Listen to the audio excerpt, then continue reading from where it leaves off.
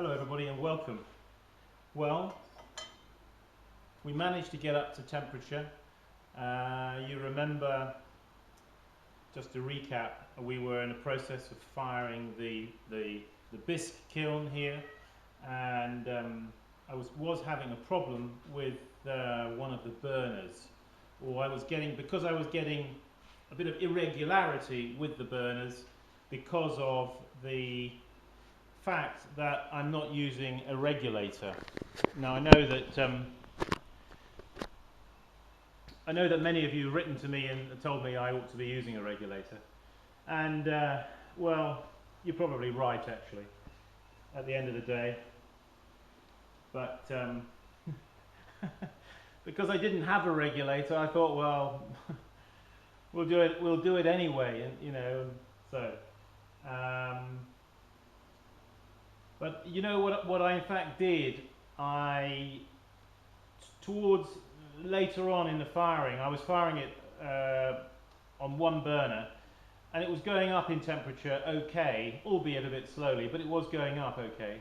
And I thought to myself, well, I will I'll turn on the other burner again, which I did do, and we didn't get any more of that kind of popping nor irregularity between the two burners.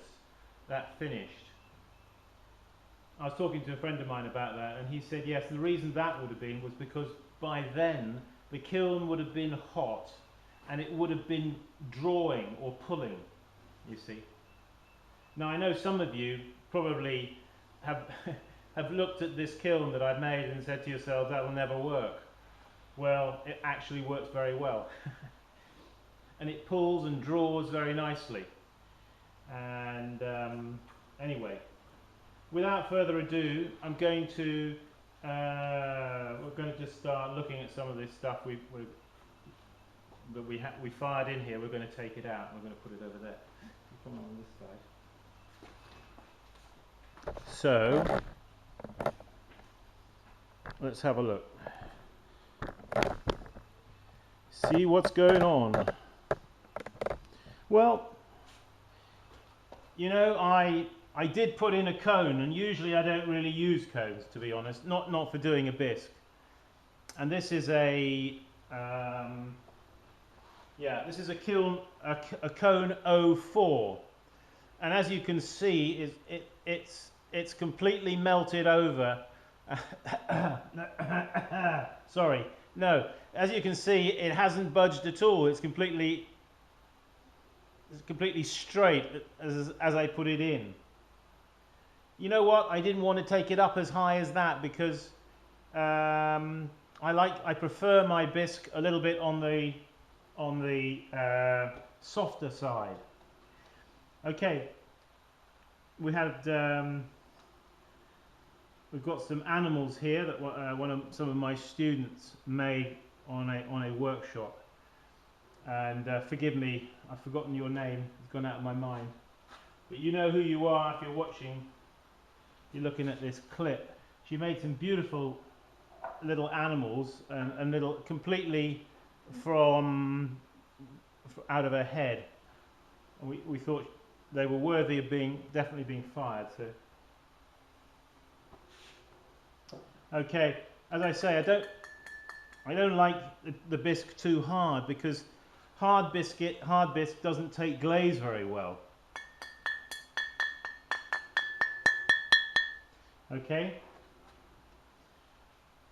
that's a teapot lid.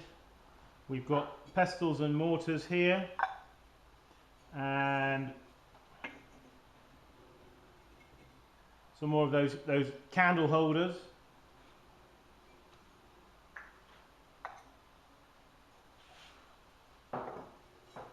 Inside this pot I've got some, we won't try and get them out now, but we've got some pestles in there, some pesky pestles. This was that little soap dish. Did I tell you about the soap dish?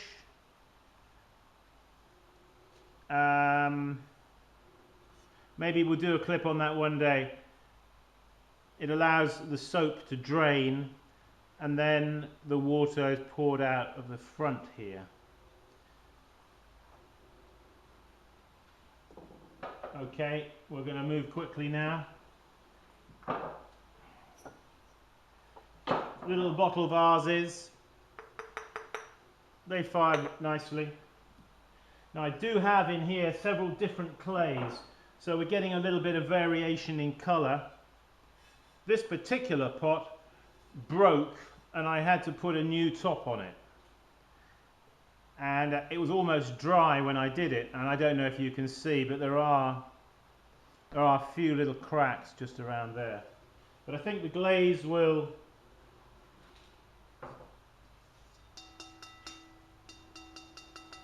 nice bowl, it's come out okay, no cracks. This is one of the things we're looking for when we're opening a bisque kiln, is cracking. This is a teapot. Don't forget, by the way, when you make a teapot, inside, down in there, where the I laugh because I've done exactly what I'm telling you not to do. Yeah, you know down inside here, where you put the holes through on this side when you put the spout in, before you put the spout on, these holes, what you should do is take a spoon, put a spoon in there like a dessert spoon, and just scrape upwards like this against the holes to remove the excess clay that's as a result of pushing through from this side.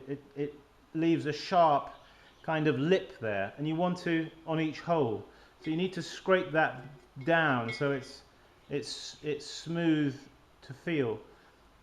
And I have to confess I haven't done that with this one. There you go.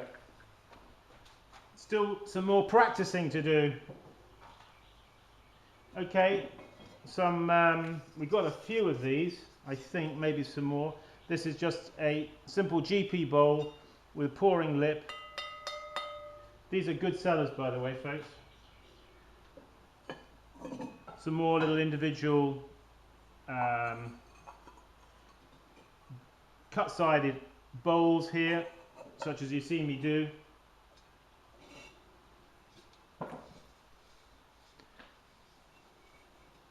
Aha, I see a hairline. Well, appears to be a little tiny crack around here, but on the inside I don't see it, so don't think we're going to worry about it.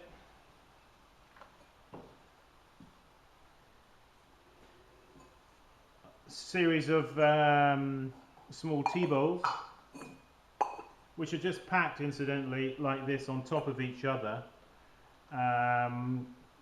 Quite okay to do that.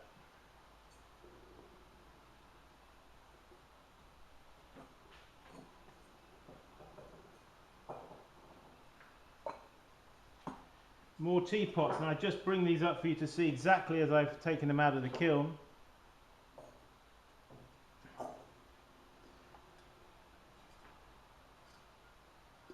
Take the lid off the bottom one, and then you can put that one straight on the top. Should be okay, and it is. Okay.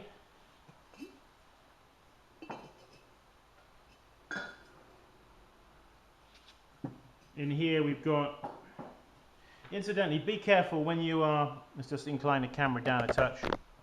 When you get to a certain point like this, you can, you take, ooh, little bird, you take the last thing off the shelf, but there's something over on this side. Sometimes it can cause an imbalance when you lift something off. It's okay, actually. This guy, as you know, as you can see, is full of little bottle vases.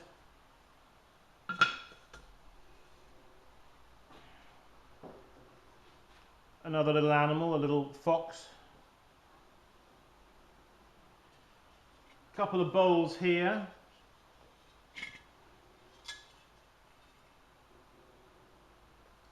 They seem to be good.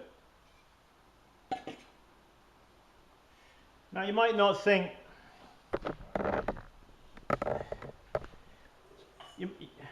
you might not think that the bisque firing is very important, or you know, there's no glaze on it. It's not very interesting, not rather boring. You know, well, don't think that, because the bisque pot is very important, how it comes out, because that can determine how the finished pot is going to come out with the glaze on, how it comes out now with the bit in the bisque. So, small little one of these double bowls.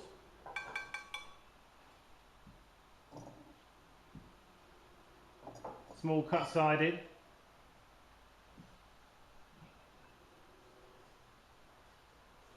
More of these guys.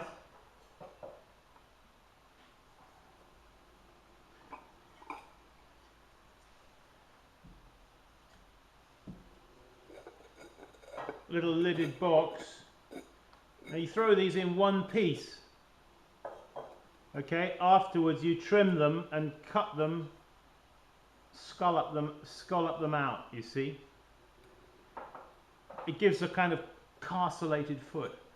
A bit like a castle, the top of a castle, you see. That's why we call it castellated, because it's like the top of a castle. And it's slightly cut at an angle, as you can see. I'm going to have to adjust the focus here, I know. You see,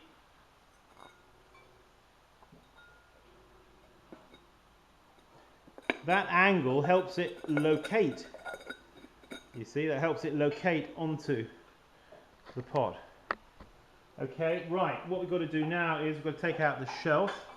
Let's incline the camera down again.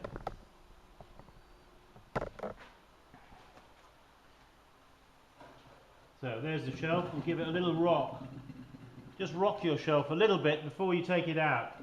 It's not so much a problem with the bisque, but when you've got a glaze firing, sometimes the props can stick underneath the shelf. A way of releasing them is to just rock the shelf like that. You'll find that then they will release. Okay. Let's move the camera a little closer. What have we got down in here? Well, this is about where we started when I was loading this kiln with you. And okay, now I'm noticing here something. Okay, I'm noticing something. Let's bring the camera. I don't know if it's going to be visible to you, but I'm definitely noticing something here. I'm noticing something, a difference in the color. Can you see how pink a lot of the pots are here? But down in this right hand corner, we've got something going on down there. You see, that's a different color. That's a color that actually, to be honest, worries me. Because, let's just have a look. Yeah, let's just adjust the volume back again. Sorry, not the volume, the focus. I don't know if you can see this, but I want you to listen. And I can tell from experience, by looking at this, I can tell that this is overfired. This has become too hot, in actual fact.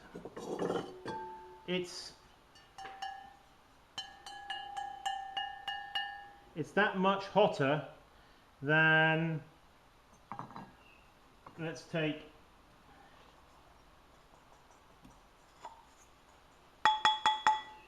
hang on, I've got sand in that one.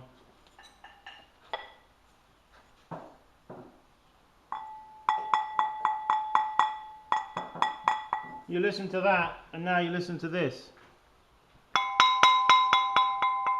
You see, it's hotter. That's because this corner, that corner down there, got blasted with too much heat. Dear oh dear. Never mind. It's okay.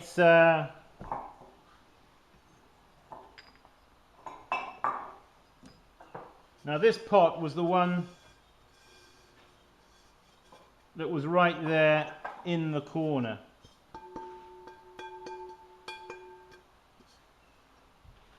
He'll be okay, he'll be alright. Okay, we've got all of these pestles. It's very important to make sure that your pestles are dry, you know, before you put them in the kiln.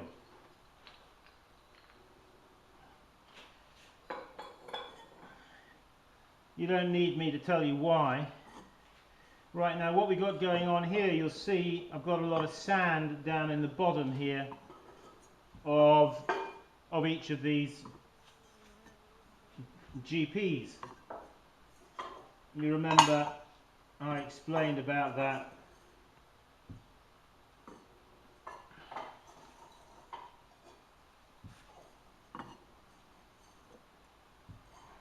The reason for that.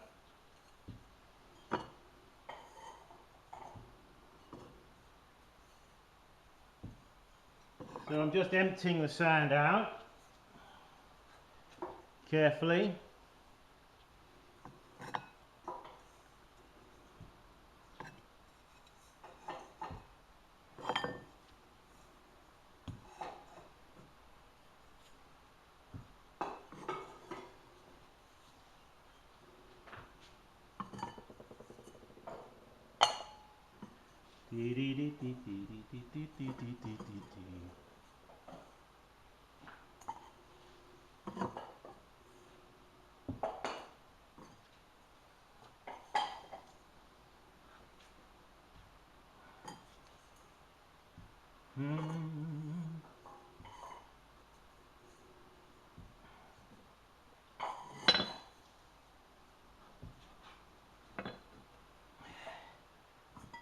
So, poco a poco, little by little, move the props out of the way.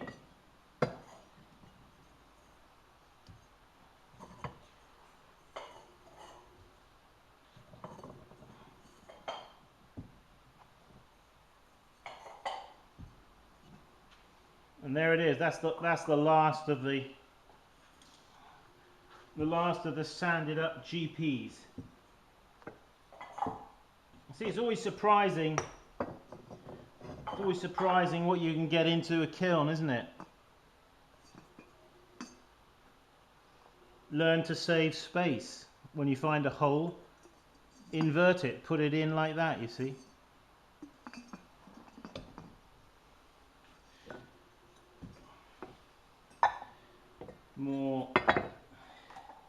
More pestles and mortars here, or mortars I should say. Cylindrical vase, good shape to make as a progression on from a cylinder, close it in at the top. It's the way to go. Again, a little bit of space saving there. More pestles and mortars. And finally,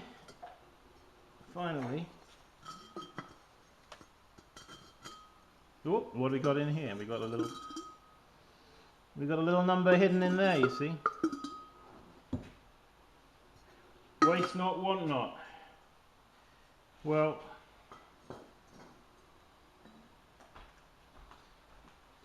yes, so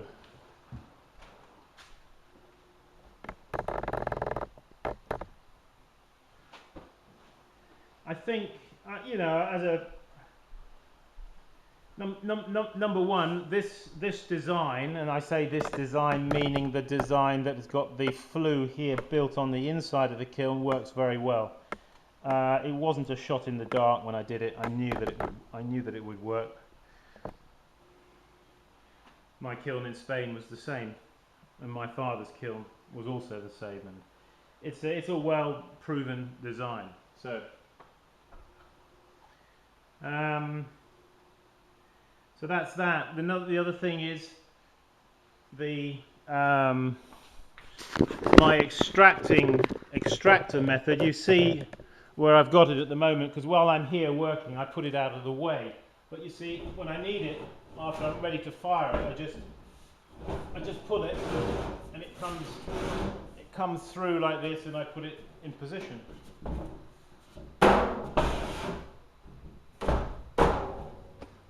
Well, you could say, yes, Simon, and some people have written to me and said, well, yeah, it's all very well, but you can't smell carbon monoxide, and that is true. You can't smell it. So I am actually going to install a carbon monoxide detector. Thank you for all those people that have written to me and written in a concerned way, because I don't have a carbon monoxide detector. And you know what? It's very easy when you've been doing this for a long time, you know, working with gas kilns and doing this kind of thing. It's very easy to get blasé about it, you know, and sort of think, well, you know, and then an accident can happen. And I don't want an accident to happen. So, you know, okay, I've got a thing here that's going to take away a lot of the carbon dioxide. Carbon monoxide will be produced if the flame is not burning very efficiently. If it's burning inefficiently, it will produce carbon monoxide. But under normal combustion, it will produce carbon dioxide, which is taken out of here. And I have to say, it works very well. Failing that, well, I've got a big garage door here, right over here. I can just open it, which I will be doing. So, anyway, thanks for all those of you who have written. As I say, you know, I'm learning like everybody else in this, you know, and it's always dangerous when you get to a point where you think you've got nothing more to learn. That's when an accident can happen, because you become blasé about it. Anyway, please visit my website, simonleachpottery.com, and I'm not quite sure about workshops, but we're pretty full up at the moment actually. But I am doing a workshop over in Colorado at Anderson Ranch on July 4th to 15th. If you're from that part of the US, if you contact the Anderson Ranch, just go to Google it, you'll find their web address and everything. I'm going to be there then. I'm also going to be in early June at the Pennsylvania Guild of Craftsmen, which is over towards Lancaster way, or yeah. What else? Yeah, and then in September, September 10th and 11th, I'm at the Peters Valley Craft Center in New Jersey. So get along to one of those workshops, or as I say, I can't remember offhand what vacancies we've got here running from out of this studio, but I think we're full up. But don't be put off.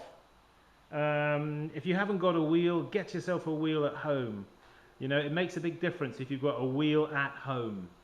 You know, going along to class once a week for 2 hours is one thing, but having your own wheel at home makes all the difference as far as progress is concerned. And it means that you can practice, you see, whenever you have the odd hour or two, you can go out down into your basement or out into your garage, and you can just get on your wheel and you can go for it. Okay, so keep practicing. See ya.